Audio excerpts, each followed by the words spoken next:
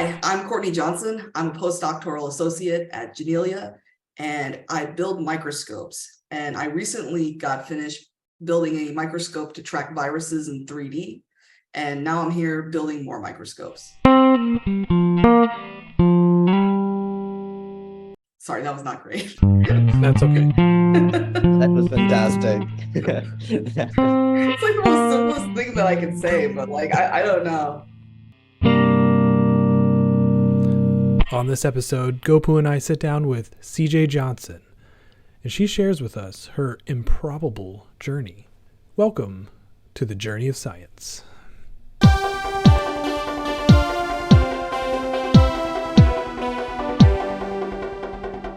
So You said you go by CJ, but you... I do. So it's kind of funny because, I should have said CJ in the middle because it doesn't work because it is my initials. Like it just kind of caught on like years ago. Mm-hmm. And I decided I liked it enough. So I should have said that in the middle just so people aren't confused. Yeah.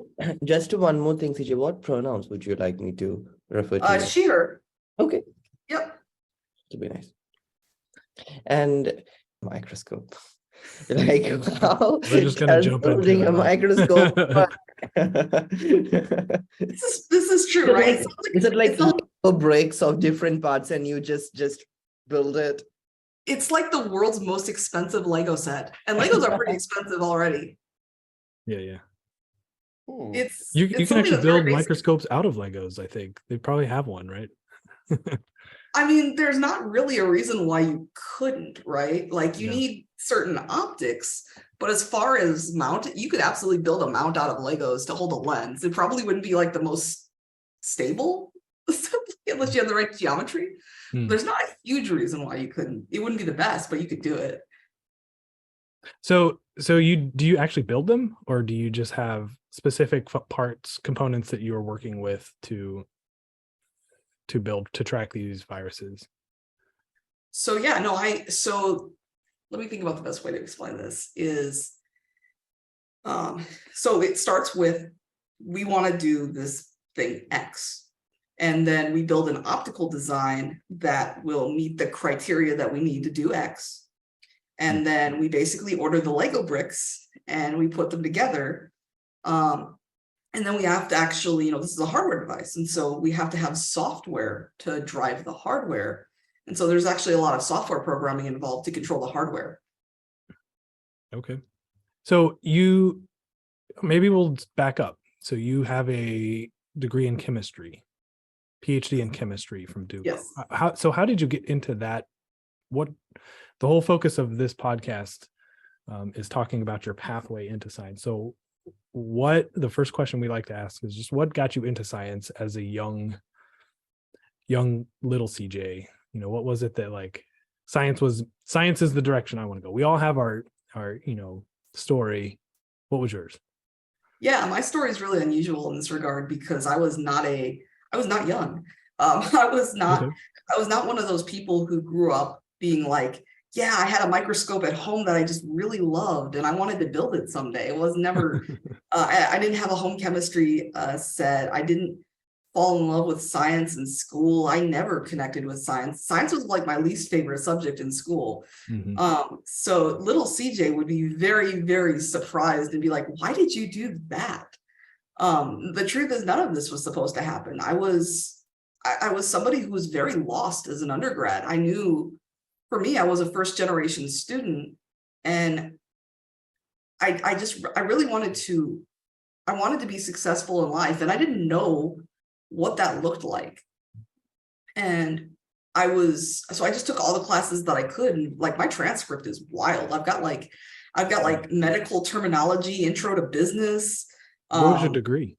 I didn't have one at the time. It was chemistry in the end, but it took me 8 years to get there. Oh man, as an undergrad. I started off at community college and, I was just taking classes because I didn't know what I wanted to do.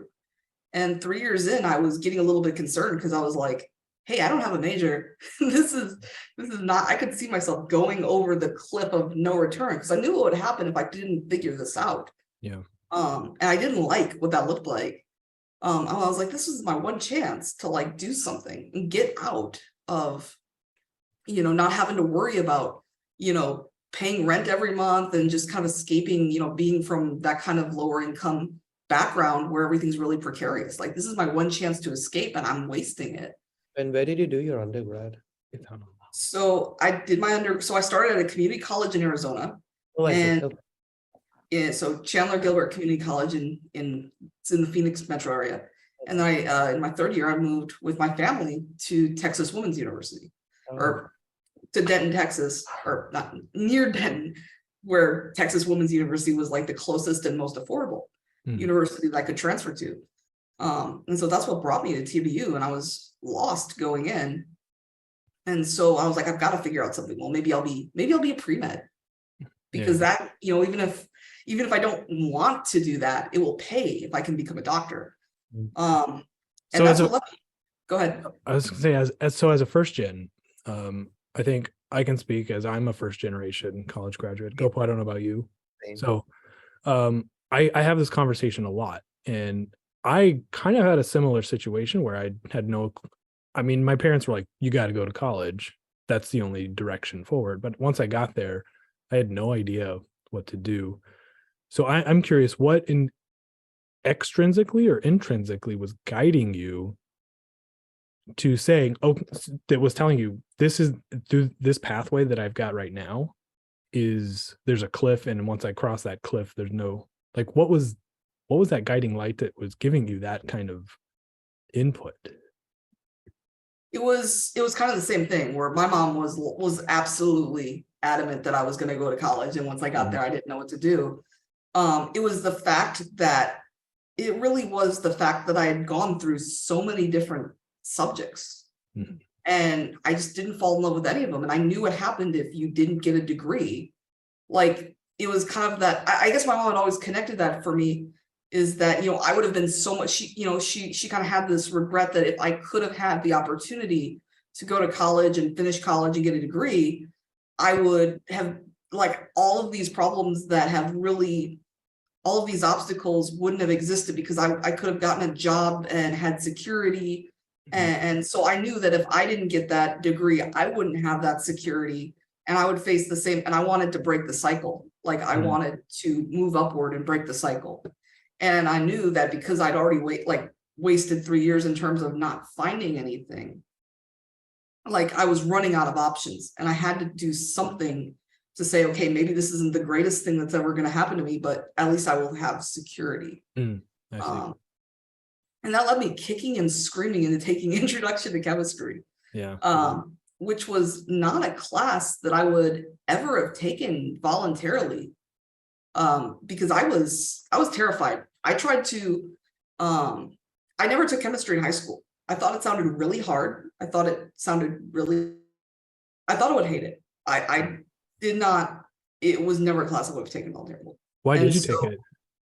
Because I was trying to become a pre-med, and I knew I would need it if I was going to go to med school. I see. And I had I didn't have any chemistry background, so I didn't go straight to general chemistry, and I didn't have really any math background either. So I went to high school out in Arizona, and so the only classes I had Algebra 1 and Geometry for math.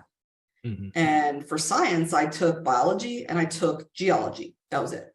So no chemistry, no physics. And the thing for me was, I was afraid of challenge, which is going to sound very strange to anybody who knows me. I basically was trying to avoid taking hard classes and having to work super hard. And and that's just who I was at the time. I was a very different person in high school. Like, I just didn't put in the effort. I had a very fixed mindset, to where if I had to try, that meant that I was bad at something, and that it was just hard, and that was for smart people.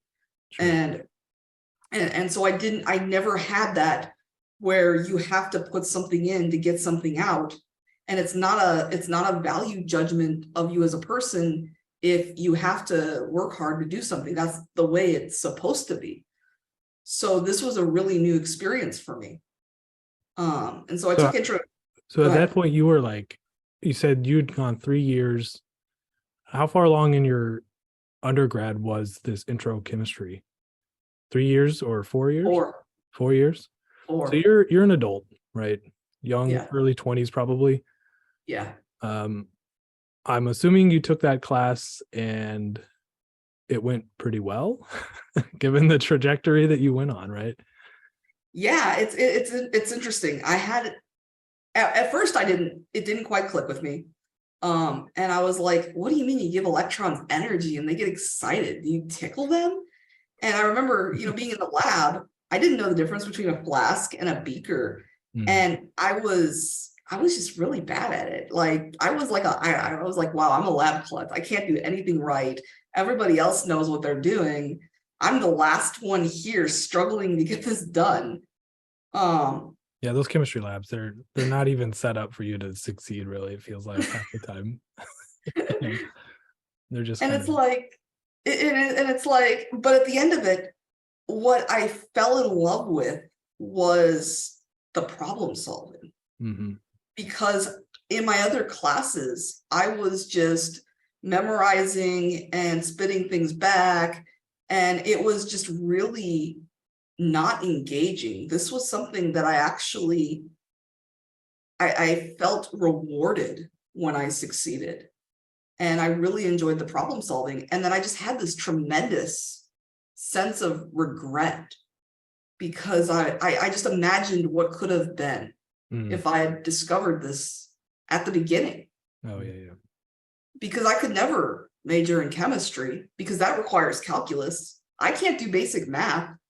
I don't know that a negative times a negative is a positive at this point. I'm teaching myself math every single week just to keep up with this class. And how am I, like, I'm on financial aid. My parents aren't paying for me to go to college. And by parents, I mean one, I don't have family support for me to like pay my tuition. How am I going to pay for 4 more years? Yeah. Like, so this was something that seemed very impossible at the time. And so I just had this sense of regret, but I thought, okay, I'm going to take general chemistry next semester because I want to learn more about this, which was a new thing. Every other class, I was like, okay, I'm done with, I took sociology. It was a general. It wasn't super engaging. I can close the book on it. And if I never see that again, I will be okay with it. But with chemistry, I wanted to learn more. Yeah. And so I took this class, even though getting a major, and it's definitely impossible. And in January, start of the second semester, I reached a point that really was the turning point for me. And it's interesting because I feel like I hear a lot. I was actually listening to a podcast on this the other night about turning points and how you often don't realize them when they're happening. It's only years down the line but like for me, no, I knew this was it. When it was happening to me, I knew this was it. And 10 years down the line, it seems really silly, but it was incredibly profound to me at the time that it was happening. Was we'd reached a point in the class where we're using the quadratic equation. And so I'm not as enthused about telling this story 10 years down the line, but this was a big deal for me at the time because I never made it to the math class where you learn this type of thing. And so everybody else who had, math in high school was like, yeah, this is not a big deal. I might be struggling to remember this. This might be hard or whatever, but I'll figure it out. For me, this was a huge point of anxiety because I'd never seen this. And so when I looked at it, it was like how to take the negative XYZ power to the root of infinity is what it might as well have looked like to me. And it really triggered this anxiety in me because I'd reached a point where, okay, I've been keeping up on the side, studying every week to try and get through the math, but that's not enough here because I don't even know where to start to even get this close. And I didn't want this to be the end for me. And I went to my professor's office hours and I was just really like clenched with math anxiety here. And I told him about where I was struggling, and he sat with me for like a couple of hours going through the basic math to even get to where we were on that. And I told him, like I was starting to get it at the very end. And there was this absolute switch that clicked in me, and it just projected. And it said, okay, if I can get this math that I've been avoiding and terrified of for literally years, I can go on. I can pass calculus. I can major in chemistry. I can get my PhD. And then I can teach others like me who don't realize that they can do these types of things. And I had this incredible sense of resolve because I saw this projection. Mm-hmm. And in that moment, I realized I will find a way. I don't care what it takes. If I have to headbutt my way through a brick wall, Mm-hmm. I will find a way. Yeah. And or I just or Muay Thai your way through it, right? maybe that's why I'm training so hard. That sounds like that is such a defining, not just a career moment, but just a person moment where it sorry to interrupt. It just seems very even spiritual. My question is, how old were you when all this was happening? I would have been 23. It was, yeah, it was January. I celebrate this every year. I celebrate this day every year. It's almost like, it is almost like a rebirth for me. Yeah. It's January of 2012 was when this happened. So literally the 10th anniversary of this day, I texted my professor to say, I don't know if you've been keeping track.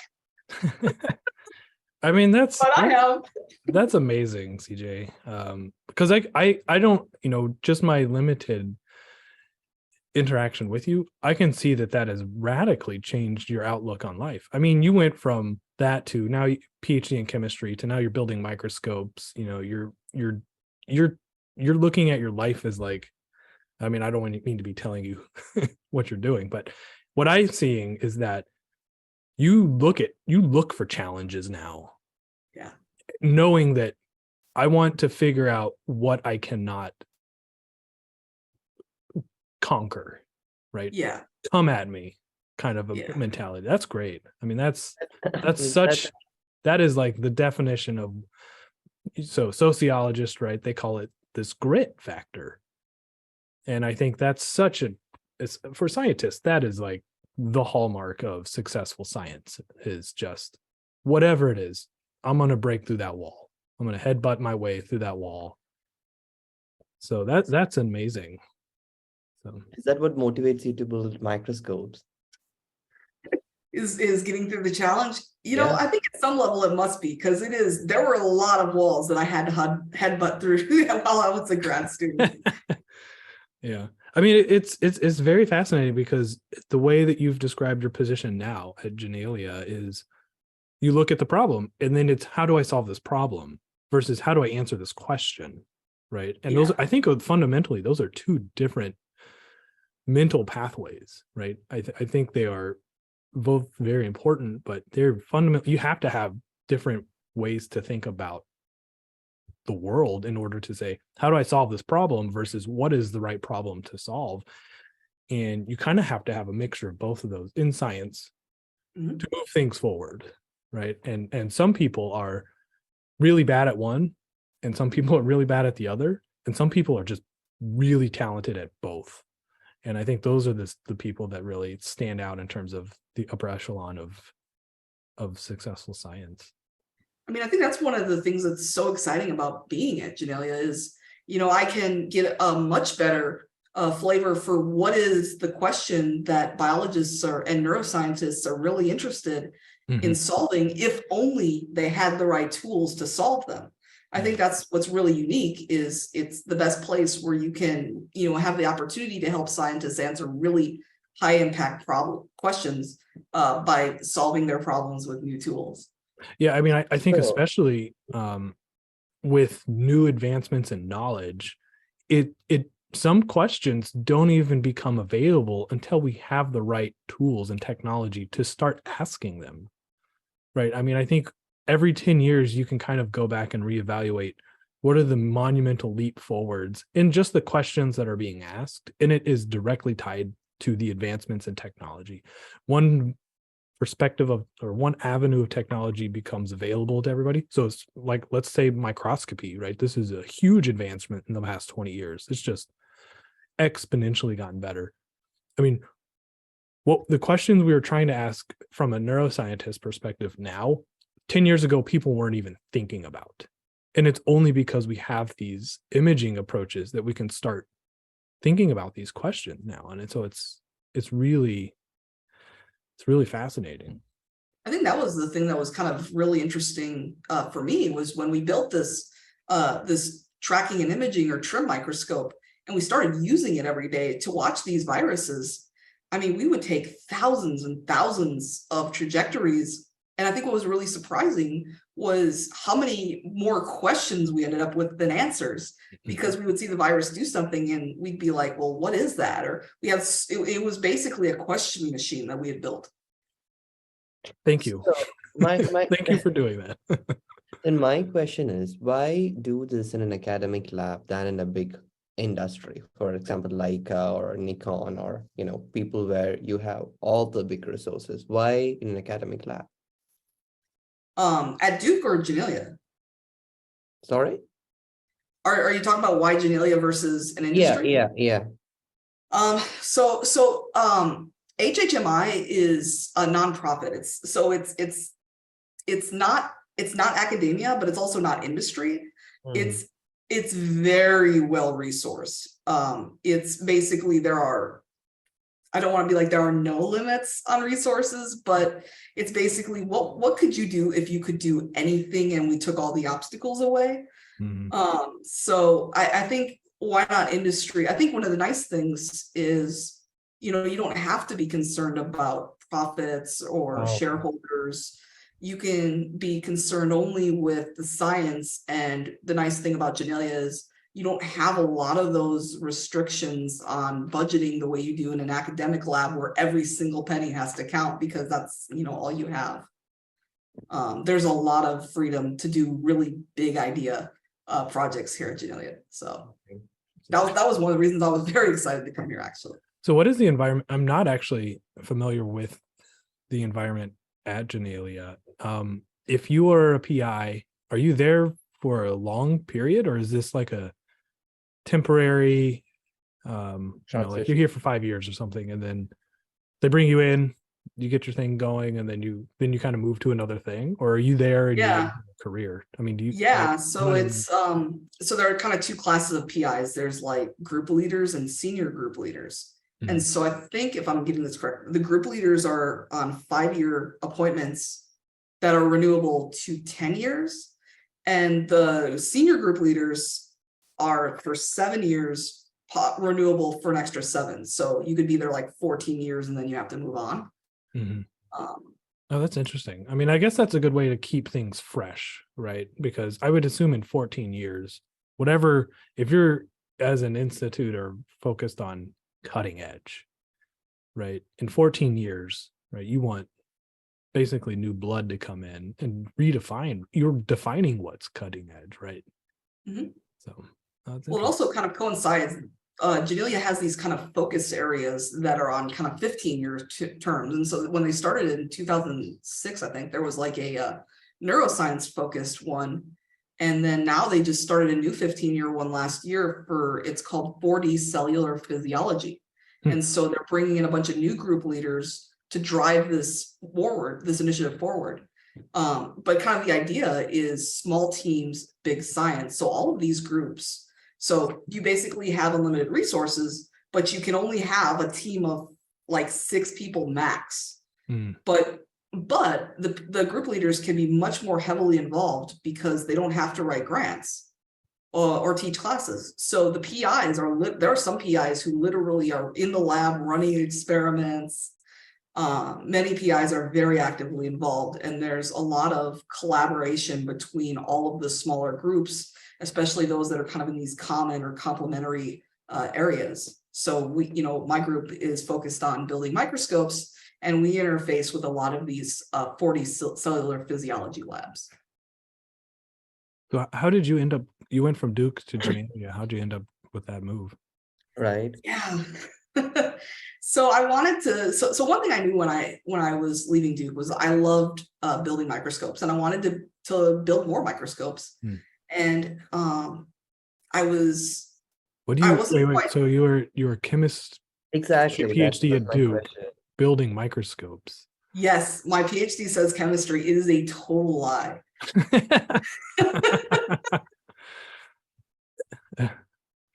I Okay. sometimes feel like I snuck my way. So like Duke has like a number 3 rated biomedical engineering program. And I feel like I kind of infiltrated my way into that program, because they Nice. definitely would not have let me in with my background. But like I spent a lot, there's a big interdisciplinary photonics consortium at Duke. And I spent a lot of time engaging with that program that was kind of fronted by biomedical engineering. And so I kind of feel like it would be more accurate if that's what my PhD said. But my PhD does say chemistry. My lab was brand new in the chemistry department. And actually my PI at Duke was going to do actual chemistry. So he brought in another grad student along with me who was doing honest to God chemistry, synthesizing quantum dots. And that project just didn't work out very well. And so she moved into doing microscopes as well. And so, yeah, we're in a chemistry department. We're not really doing chemistry. And so I finished up my PhD in definitely not chemistry. And I wanted to keep building microscopes. And I didn't quite know where I wanted to go exactly. And my PI was like, what about Hari? I was like, who? And he goes, Hari, like, he loves your work. He was here. So I was, it's kind of funny. So Hari was at the NIH and I was at Duke. And then Hari came to give a talk at Duke, and I went to DC for a conference, and we missed each other completely. And so he was like, he loves your work. He would be a great mentor for you. You should go talk to him. And I was like, I don't even know who this dude is. Why? But I was like, okay, I'm going to talk to him. And so I sent him an email. He's like, yes, I know your work and I like it. And I was like, that's always a good response to get back to your emails when you're looking for a postdoc. And so he goes, but I can't commit to taking a postdoc in the next 6 months, but let's talk. So I Zoom with him, and he goes, the reason I can't commit to taking a postdoc is because I'm thinking about moving to Janelia. And I was like, whoa, that's crazy, because I looked for a lab at Janelia and I didn't find one. So, because I knew about it from a talk that another postdoc who was at Janelia, who ended up at UNC, he had given a talk at Duke, and it just sounded like the coolest place to do microscopy. So I actually looked there for a job and didn't find one at the very beginning of my search. And here Hari is saying, hey, I'm thinking about moving to Janelia. I was like, there is no way on earth that I get this lucky. None. But we had a great talk, and it went from, well, I can't commit, to let's make this happen.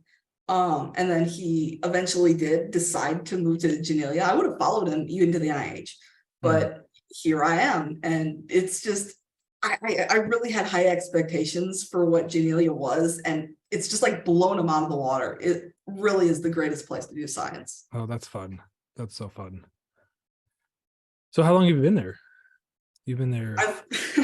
I've been here longer than Hari, actually. I've been here I've been here since June. Oh, okay. So the lab opened in August here, and they actually let me come a little bit early, so I've been here since June. So do you want to eventually establish your own lab? Yes. And to venture into building new types of microscopes? Yes. Do you have a vision for that yet? I mean, it's a tricky question, but yeah, it's so that was one of the things, right? When I made this decision, at that turning point, I knew I wanted to be a professor. And so originally I thought that was going to be more of a teaching focused kind of career. But the problem is I fell in love with research. And so I definitely want a type of position where I can do both those things, where I can teach and mentor and also do awesome science or engineering, even just building new microscopes. And so I think one of the things is I'm really open. I've remained flexible to kind of what that looks like. So I definitely envision building microscopes. And I think one of the things that I'm really kind of interested in trying to resolve here at Janelia is figuring out what are the types of microscopes that my lab can build, like what is needed for biology. I see.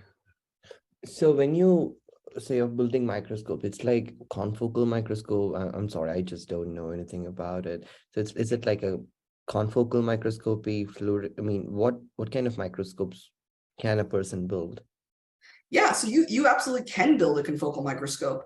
And then you can take, that's kind of actually very similar to my first project in grad school. Was we had this commercial confocal microscope it was an LSM 410 from 1995, running on a Windows 98 PC, that gives me blue screen errors that I forgot existed. And we took that confocal and we, shot a femtosecond laser into it to turn it into 2 photon. And then I built an optical assembly outside of it to basically make an entirely different type of new form of 3D imaging. And I called that 3D faster, because that was basically what I did, was I made it do 3D faster. So yeah, I mean, that's actually, it sounds really basic, since it really is just kind of a modification of a commercial instrument. It can be like that, or light sheet is a big thing in microscopy. And Hari is basically a giant in light sheet. And so there are all kinds of things that you can do with that to make really good, gentle imaging that you can image something for a long time. So it depends on what problem you're trying to solve. If you want to build something that can image something really long or with super fast speed or super high resolution, it just depends what you're trying to do. I think what we're seeing right now is kind of a lot of tailoring of microscopes to specific problems, because you can have one microscope that maybe it's really phototoxic, or you can't image it long enough or fast enough, or you can't see the right field of view. And so I think that's kind of what we're seeing, is we're kind of seeing microscopes to kind of fill different niches. So can you, just for myself, I'll say that, can you just generally explain the difference between light sheet, confocal, and 2 photon? Yeah. Oh, yeah. My bad. I'm just like dropping all these words. So confocal microscope is, I think it's very common in a lot of biology labs. It's something that you can buy in a box.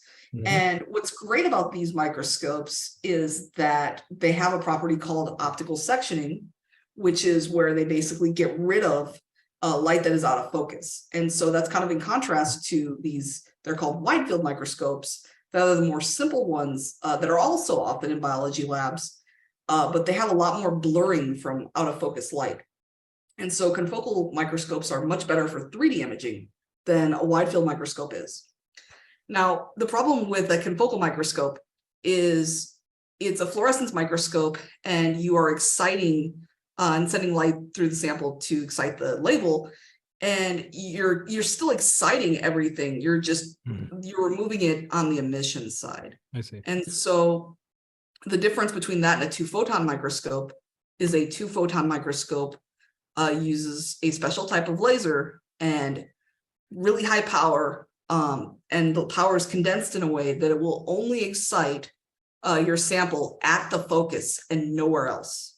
And so this is better for a variety of reasons. It's basically, it can actually help you kind of image longer, in the sense that you're not bleaching your sample. So your sample stays brighter for longer, since you're not exciting the whole thing. And then light sheet is kind of dramatically different in that the beam is actually structured in a way that you're not sending light through the whole sample. And there are a variety of ways to make a light sheet, but it's literally like, it sounds like it's a sheet of light. And what's nice about that is the way the power is, it's much more gentle. And so it's less phototoxic to the sample. So you can image for much longer than either confocal or 2 photon. And so there's been a lot of, and it's also really fast. So there's been a lot of work in recent years finding different ways of using light sheets and different geometries. It's a really big subfield in microscopy right now. Light sheet, a lot of people are, especially at these recent meetings I've been to, it seems to be the hot microscopy word. I don't know if that's just, it's becoming more commercially available. or more commercially accessible to people. Mhm. So what are some of the innovative uses for um, some of these more advanced imaging technological advancements? So like moving from a confocal to two photon to light sheet, what are some of the things we are now able to do or do better that it's been allowed us to, as we kind of talked about a minute ago, you know, what questions can we start asking now that we weren't able to do before this technology existed? Yeah, I think the really exciting, if you want to kind of think about how things have developed, is you move from these kind of static 2D and maybe even 2D images to 3D images. Mhm. And now we have these dynamic 4D Mhm. data sets over time where you can actually watch things change and grow and develop.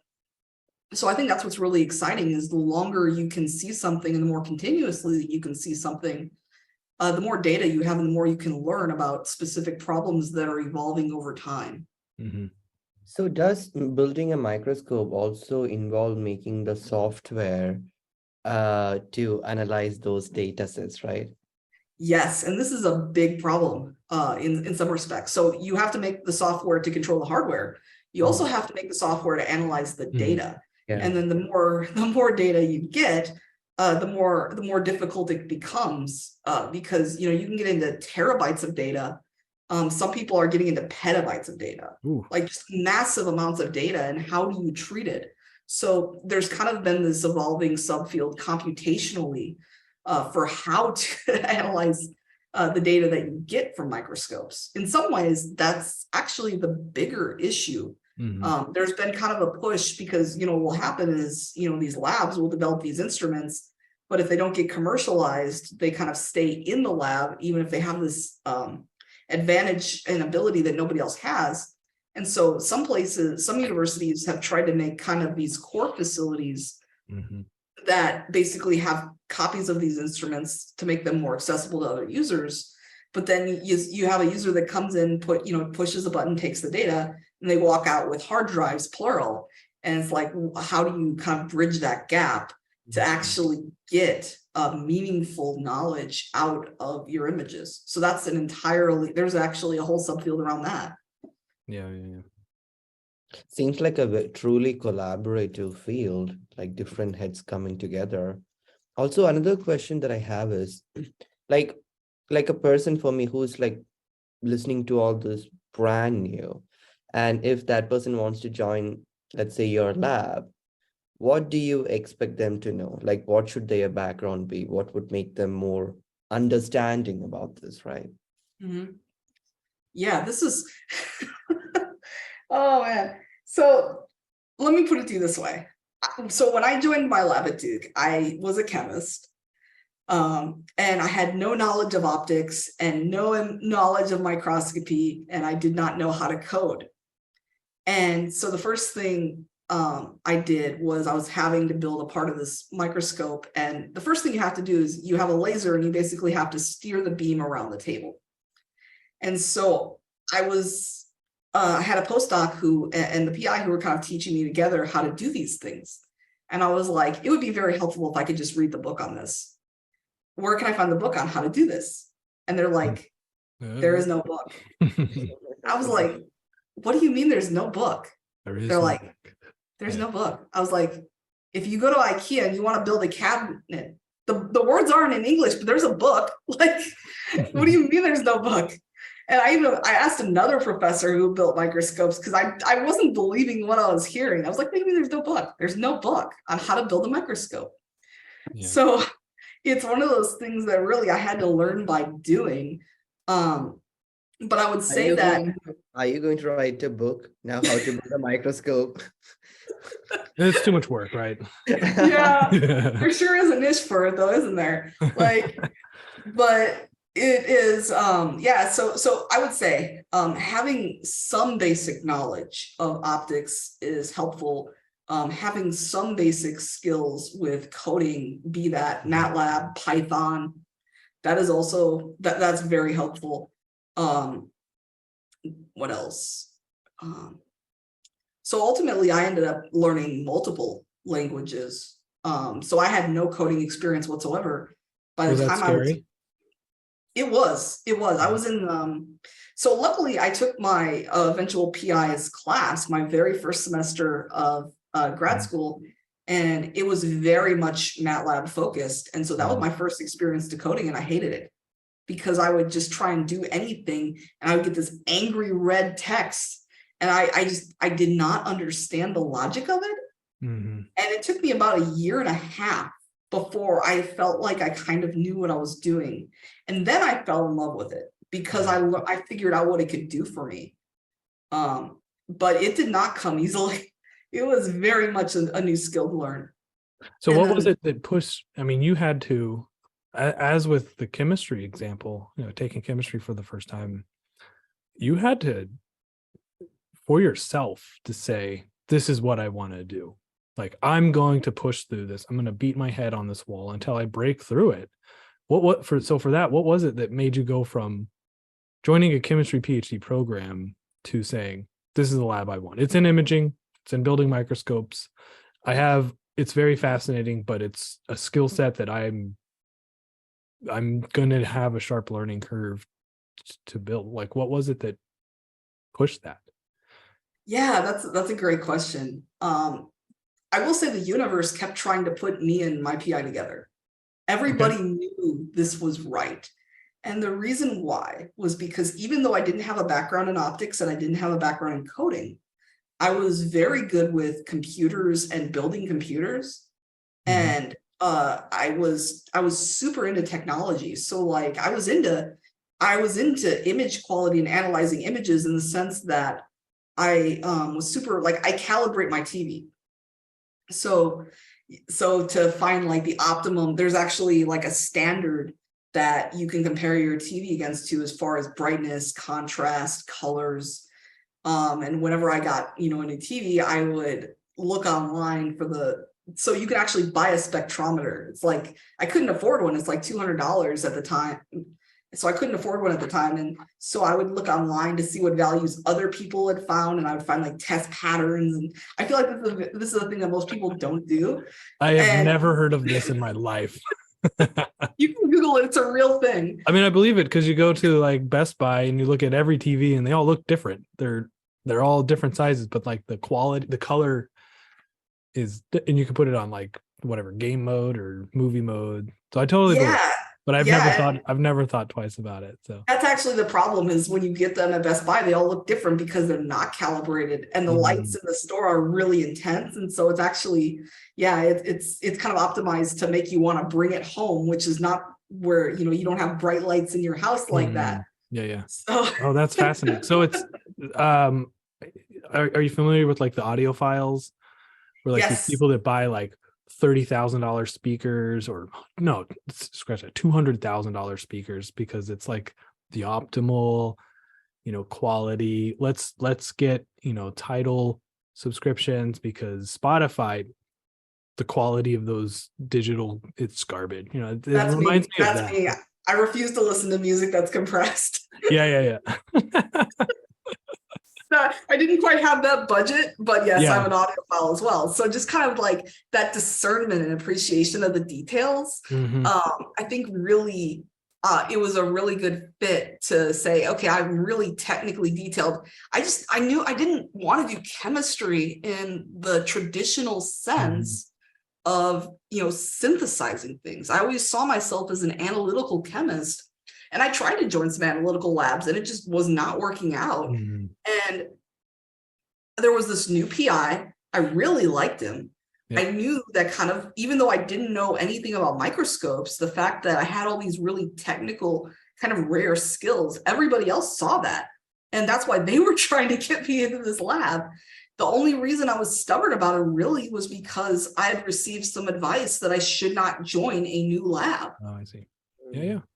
I That mean, was that's what I tell students all the time, especially for PhD. It's a personality match, and your success is largely increased if you just work well with the PI. If you have a personality conflict, regardless of your interest and their expertise, that's one of the hallmarks for success as a graduate student, is just your relationship with your PI, right? I don't know if that's a good thing or a bad thing. I mean, it's a reality, but then, you know, What do you mean, Gopu? no, I mean, for example, there could be some students who are just so fantastic, and it would be sad that they don't get the resources just because they don't get along with their PI, right? Oh, yeah, well, yeah, but I think it's just I've known people that are good. So they're good students, right? Let's just take that bottom line. They're good students. They make good grades. They work well in the lab. But there's just interpersonal conflicts between their PI, and it may not be them. It may be the PI. Right? That's what I'm saying, right? And that you put them in a different environment, and they thrive, right? So I think that's really what it is. And I try to encourage students to take that same approach.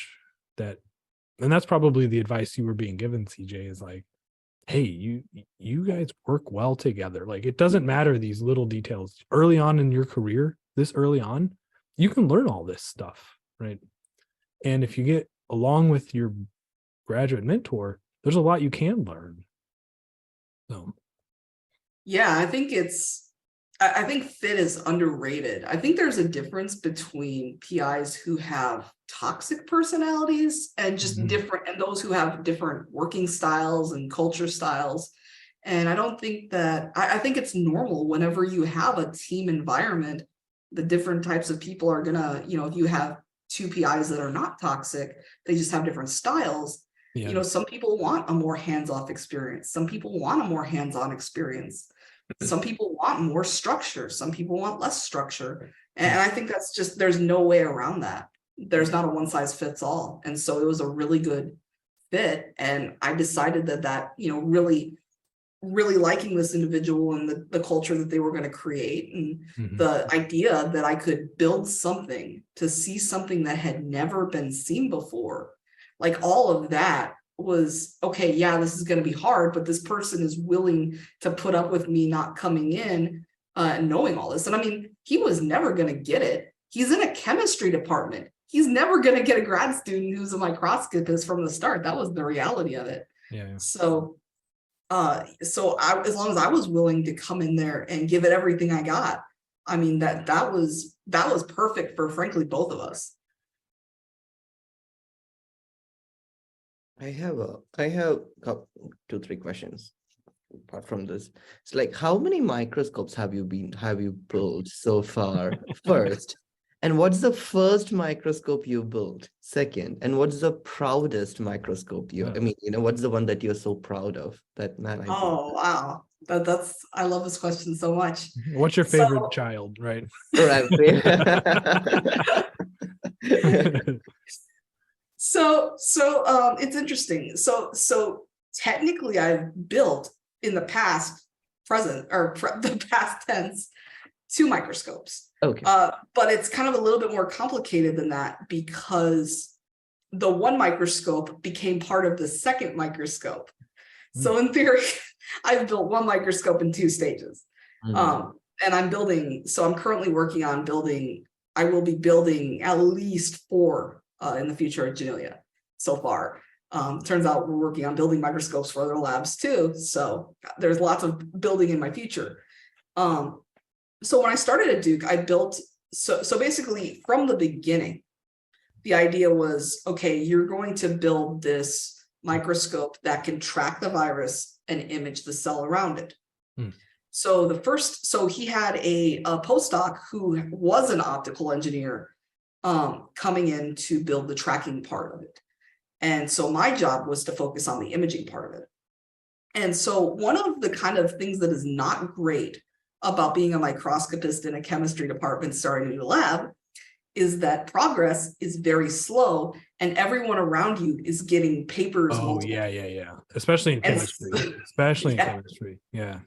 So everybody is sitting there with like 3 papers in their 3rd year, and I'm sitting here with nothing, not even close to having anything. And so just feeling like an utter failure about like, what's wrong with me? And, my advisor is trying to tell me that that's how it is in microscopy. I'm just not believing him. But there was, they'd come out with the first tracking paper, and every single person in the lab, even the chemist, the actual chemist, was on this paper except me. And I'm sitting here with no papers, and everybody else in the lab has at least one paper. And I was like, okay, that's fine. I'm building this microscope though, so I'm going to have my own paper, right? And so I tell my PI, well, hey, I'm going to get this paper out of this, right? He's like, I don't think there's a story here, actually. And I got really angry by that. I was very angry because I was like, I need to have at least one paper, like, from my microscope. Are you kidding me? And like, in that moment, I like was kind of laying out to him why I think there, in fact, is a story, and why I think this microscope that I built is unique. And I had like this theory about how this microscope could be used in a way that's really unique to kind of make a unique scan pattern, and I laid out basically this hypothesis. And I kind of convinced him that it was worth going for. And I ended up proving like the idea and developing the theory behind this scan pattern. And I did end up getting a paper out of it. And then after that, I basically had to integrate this microscope with the tracking microscope. And that was how I made TRIM. But the problem with that is that right after that first imaging paper came out was when COVID happened. So I couldn't go in the lab for like months, it was like a couple months for the lockdown. And so I'd been putting off. So I at that point, I knew how to code for analysis using MATLAB. What I did not know was how to code to program the hardware, which we did using LabVIEW. And so I kept putting this off because I felt like I was so far behind that I couldn't, if I took the time to learn this, I would get more behind. But the lockdown was like the perfect opportunity to fill this hole. And so I took this opportunity to basically program an autopilot for the whole microscope. So that was something that, because my PI was like, you're going to have to stay here all night, doing experiments. I was like, no, I'm not. That's a horrible use of my time. So I was like, I'm going to program an autopilot. I just didn't know how to do it at the time. And so I finally took the opportunity to program an autopilot, and it turned out to be huge. So I'm really proud that I was able to build a completely autonomous microscope from end to end. So the operation automated, analysis automated, visualization automated. You push one button and then you end up with the visualized data. So I'm like really proud of that fact. That's amazing. That's so amazing. Congratulations on that. Really, though, something just sounds magical to me. It is. It's really cool. It's like it's just so much fun watching it when it operates, because the thing is running itself. And I mean, even before I did that, the tracking is it's based on a real-time feedback loop, which means that part of it's automated. And I always kind of analogized because you can see like the position of the virus. And I always felt like we were kind of like riding the bull, like the system was kind of trying to ride this bucking bull, which was the virus, as it moves and kind of staying on it. And so it really is magical and exciting to watch. So. Wow, that's amazing. Well, CJ, this was I thought this was fantastic. I mean, I'm so excited to see where you're going to be going. I will certainly be keeping track of what you're putting out, the microscopes, the technology that you will eventually be making, right? With this new one or with the next 4 that you're building. So thank you for taking the time today to sit down and talk to us. Thank you for having me.